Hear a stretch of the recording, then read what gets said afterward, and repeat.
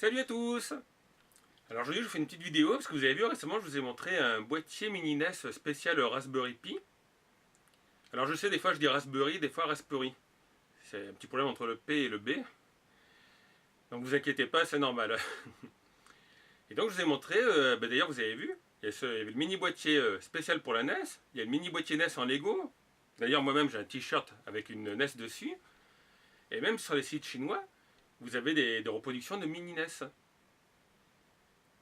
Donc tout ça c'est joli, mais moi j'ai été élevé à la Sega. Donc quand j'étais gamin, j'adorais la Sega Master System.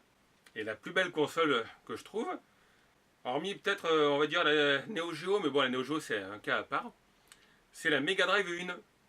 Franchement quand vous voyez les photos là, regardez ces formes, ces trucs, j'ai trouvé ça superbe. Et d'ailleurs j'ai trouvé une version chinoise avec une sortie HDMI, donc c'est une contrefaçon bien sûr, une copie. Et ils la vendent par contre 70 € en comprenant les frais de port et une cartouche avec 10 jeux. Donc là, regardez-la en photo. Ça ressemble à une vraie, par que derrière il y a une prise HDMI. Et j'hésite à l'acheter et à la tester. Je sais pas si ça intéressera beaucoup de monde. Parce que je sais qu'il y a beaucoup de gens voilà, qui sont fascinés par la Nintendo. Mais Sega, c'est un peu moins recherché. Et donc tout ça pour vous dire que je trouve que la Sega est moins bien représentée. Et surtout en boîtier pour le Raspberry Pi. Donc un Raspberry Pi, si vous voulez un boîtier Sega Mega Drive, on va pas dire Master System, parce qu'il y a deux versions. Et là, à la rigueur, les consoles, faut aimer. Mais la Sega Mega Drive, il y a eu pas mal de jeux, et on ne trouve pas grand chose. Donc regardez, moi j'ai cherché un petit peu sur internet ce qu'on peut trouver. Alors il y a ce boîtier en 3D, donc la photo d'illustration est jolie. Mais vous voyez qu'après, quand vous le commandez, c'est moins beau. Alors je sais qu'on peut passer un produit pour le lisser. Mais franchement, moi j'ai pas trouvé ça terrible. Je suis tombé sur un site, mais le site pour l'instant n'existe plus, du moins ça répond plus. C'est un site brésilien. C'est Max Tecnologia. Et là, ils vendent ce petit modèle qui a encore une impression 3D, mais qui est un peu plus joli puisqu'ils ont collé des autocollants dessus. Donc ça, c'est la première solution pour avoir un boîtier Mega Drive. Ensuite, je suis tombé sur internet sur un super projet. C'est le projet Sigma. Donc eux, en fait, c'est pas un boîtier de console. C'est une copie chinoise de Raspberry, un Orange Lite. Donc c'est plus petit. Dessus, il y a une base de Linux aussi. Vous pouvez émuler des jeux. Et eux, ils ont fait ce projet. Donc là, je vous laisse regarder la petite vidéo.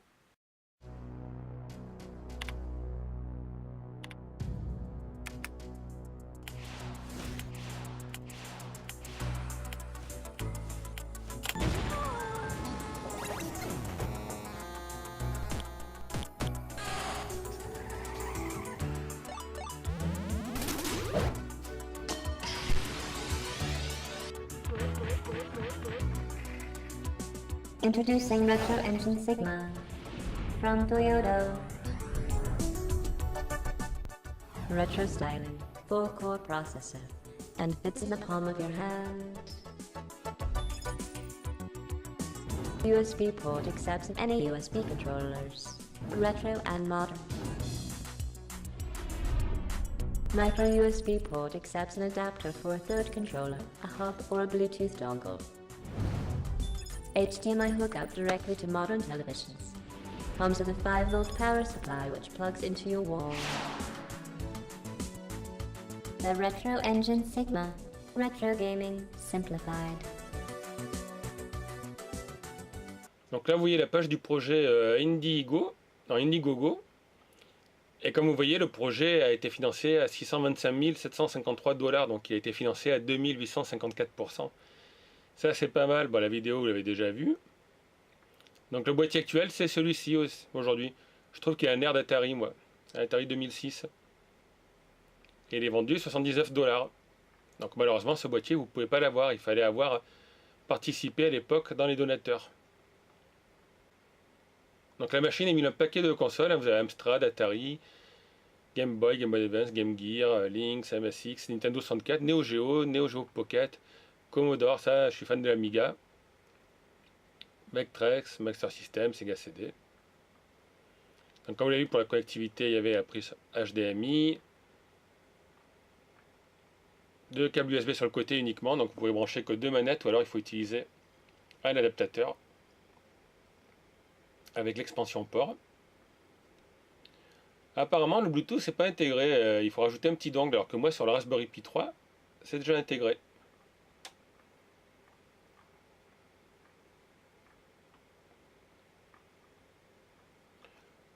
Bon, dedans, ils ont inclus Kodi aussi, mais ça, Kodi, c'est un truc pour regarder les films. Donc voilà la version actuelle, si vous commandez ce que vous avez. Vous avez la version avec la manette, la lime, le boîtier, la carte. Une version 64 avec 2 manettes. Donc la console, le câble, le petit dongle pour le Bluetooth, l'adaptateur secteur. Je ne sais pas si c'est des versions européennes par contre, parce que vous voyez, c'est des prises américaines. Alors comme on le voit là, c'est sur le site de 01net. Ils ont regardé sous le capot, et sous le capot, comme je vous disais, c'est une carte Orange Pi Lite, donc c'est un clone chinois de Raspberry Pi qui coûte moins cher à fabriquer. Là on voit en photo la carte, je peux pas agrandir la photo, c'est dommage pour vous montrer ce que c'est. Donc c'est sûrement pour ça que ça leur coûte moins cher à produire et à fabriquer. Donc franchement, même si c'était pas un Raspberry Pi, l'idée était pas mal. En plus, c'était pas vendu cher, c'était vendu 59 $. Seulement voilà, ceux qui ont participé au projet qui a explosé le plafond dès le départ, ils ont eu cette version avec la sorte de mini Mega Drive. Mais maintenant, le boîtier qui est vendu, c'est un boîtier en forme d'Atari. Atari 2006, si je ne me trompe pas. Donc, encore une fois, déception. Alors, j'ai trouvé une autre chose. C'est un mini port USB en forme de Sega Mega Drive, plutôt Sega Genesis, puisque c'est un boîtier qui était distribué aux États-Unis. Et ça, il y a 6 mois, vous trouviez le boîtier à 30 € sur Internet. Maintenant, le boîtier, vous le trouvez à 59 $. Et c'est à vous de bricoler pour installer dedans votre carte, vos ports USB. Alors j'ai vu qu'on trouvait sur certains sites, comme eBay ou d'autres sites, des versions à 150 $, vous aviez déjà la carte, le boîtier a été conçu pour. Et ça, je pense que franchement, si vous êtes bricoleur et que vous trouviez un de ces ports USB, mais je ne l'ai pas trouvé moi en France, quoi, quasiment pas. C'est vraiment ce qui est le plus ressemblant pour faire une mini Mega Drive. Et enfin, j'ai trouvé un dernier projet, une dernière bidouille d'utilisateur. C'est sur le boîtier Radica. Alors je connaissais pas du tout Radica. Sûrement ça ressemble pas tellement à une Sega Mega Drive 1 quoi. C'est un petit air de famille. Et un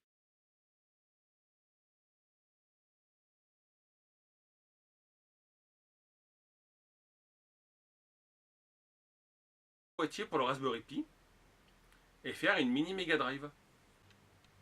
Donc du coup je reste un peu sur ma faim. J'ai pas mal farfouillé sur internet. Et il n'y a pas de boîtier mini Mega Drive digne de ce nom quoi. Alors bon, bah, vous le savez, j'ai mon boîtier mini Lego, j'ai la mini NES chinoise, il y a le mini boîtier NES qui est vraiment pas mal, spécialement prévu pour, que je vous ai montré dans la dernière vidéo, là, le NES P-Case. Et d'ailleurs, à ce propos, apparemment, les usines vont en reproduire, donc je pense que d'ici un mois ou deux, ça va ressortir en quantité et les prix vont rebaisser. Puis j'ai vu dans les commentaires de la vidéo, justement, qu'il y avait des utilisateurs qui avaient réussi à l'avoir pour 20 ou 25 €. Donc ça, c'est pas mal. Mais pour les gens fans de Sega, et moi je vous le dis, je suis fan de Sega, et voilà, je reste un peu sur ma faim. D'ailleurs, les plus jeunes d'entre vous n'ont pas connu, mais à l'époque, en fait, vous aviez plusieurs guerres. Donc quand j'étais jeune, les années 90, il y avait la guerre des Reebok contre les Nike. Au collège, c'était moi j'ai des Reebok, moi j'ai des Nike. Ah, moi j'avais des Cups, des chaussures d'Auchan. Et les consoles, c'était pareil, vous aviez les Sega et les Nintendo. Et je peux vous dire que personne n'aurait prévu à l'époque qu'il y aurait des Sony PlayStation, des consoles Xbox de Microsoft, et même pire qu'on retrouverait des jeux Sonic sur PlayStation ou même sur Wii quoi. Ça, maintenant moi j'ai une PS3 donc j'ai Sonic Génération, mais voilà, à l'époque ça aurait été inconcevable. Puis esthétiquement, je pense, enfin à mon goût, moi, à l'époque, voilà, la Mega Drive, elle en jetait quoi. Noir, le petit réglage du son sur le côté, et à côté, vous y avait la Super Nintendo. C'était pas terrible, c'était juste un truc gris avec une petite fente dessus. Puis honnêtement, ce qui m'a fait craquer moi pour la Super Nintendo à l'époque, c'est la sortie de F-Zero. J'ai essayé ça sur une borne de démonstration, j'ai passé des heures dessus. Puis après, bien sûr, il y a eu Zelda en version française. Et là, quand la console est sortie en France, d'ailleurs, à l'époque, il y avait une chaîne de magasins qui s'appelait. Alors, je sais plus si c'était déjà Interdiscount ou pas, parce que c'était les magasins Tardy. Et après, c'est devenu Interdiscount. Et ils vendaient un pack console Super Nintendo allemande plus Zelda en allemand, et la console en fait se branchait par le câble de l'antenne. Il fallait trouver la fréquence de l'émission de la console. Puis le vendeur, je le connaissais, j'ai dit, mais les gens, ils ont fait quoi qu'ils ont acheté le Zelda en allemand? Il m'a dit, bah, ils ont acheté un dictionnaire franco-allemand. Et moi d'ailleurs, la Mega Drive, je l'ai achetée en fait quand elle est sortie avec Sonic, et il me semble bien qu'elle était sortie à 1249 francs. Parce qu'avant ça, elle était vendue avec le jeu Altered Beast, qui est une bouse infâme, quoi. Il y a des gens qui aiment, mais le jeu est pourri. Et donc moi, j'avais déjà craqué sur Sonic, sur Master System, et je me souviens, quoi, quand j'ai eu enfin les moyens, parce qu'à l'époque, j'étais... ouais, je crois que j'étais encore collégien. J'avais juste de quoi m'acheter la console, j'ai dû prendre un bus, c'était un jour il neigeait, aller au magasin Jouet Club au centre-ville, magasin qui n'existe plus, acheter la console, là je l'ai branchée, et je me souviens bien, j'ai pas dormi de la nuit, quand toute la nuit j'ai joué à Sonic. D'ailleurs, je dois avouer que j'ai jamais été fan de Mario, quoi. Jamais... Vous l'avez déjà vu peut-être dans les vidéos que j'ai faites. J'aime bien les jeux où on peut tomber sur des pics et pas mourir de suite. Donc Sonic, vous tombez sur les pics, et en général vous avez des anneaux, vous ne mourrez pas. Ou au moins avoir une barre de vie. Alors que les jeux Mario, souvent, ben, vous vous faites tirer dessus et hop, vous mourrez. Donc voilà, alors je suis pas anti-Nintendo, hein, mais moi ma grande passion c'était la Sega Mega Drive et Sonic bien sûr. Mario c'est bof. Par contre Super Nintendo il y avait des super jeux, après il y avait Secret of Mana, donc il y a eu Zelda, il y avait les jeux avec le mode Z, avec le mode 7, F-Zero, tout ça. Pilot Wing aussi, ah Pilot Wing j'ai passé des heures dessus à essayer de faire atterrir mon petit avion là. Et puis il y a Star Fox. Alors Star Wing chez nous je crois et Star Fox aux États-Unis. Et le jeu, là je mets quelques images. Et voilà, aujourd'hui les gens trouvent ça moche, alors que nous à l'époque on était là, on était abasourdis. Donc du coup, bah, je suis resté sur ma faim comme je vous l'ai dit. Alors si jamais vous connaissez d'autres boîtiers en forme de Mega Drive spécialement conçus pour le Raspberry Pi, dites-moi le. Je pense que franchement les gens il y aurait de l'argent à faire dessus. Les gens ils font un Kickstarter, ils construisent une console comme la Sigma là. Et la Sigma, je vous l'ai dit, le projet, le plafond a été dépassé dès le premier jour. Et je pense que c'est dû beaucoup au look de la console, quoi. Donc en attendant de trouver le boîtier ultime façon mini Mega Drive, comme je suis pas très bricoleur, je reste sur mon boîtier en Lego en attendant de trouver un boîtier mini NES pour faire honneur à mon t-shirt. Puis moi j'espère que la vidéo vous a plu, n'hésitez pas à laisser un petit commentaire, un petit pouce vers le haut, ça fait toujours plaisir. Vous abonner si vous n'êtes pas abonné. Puis je vous dis à très bientôt pour une vidéo. Ciao tout le monde!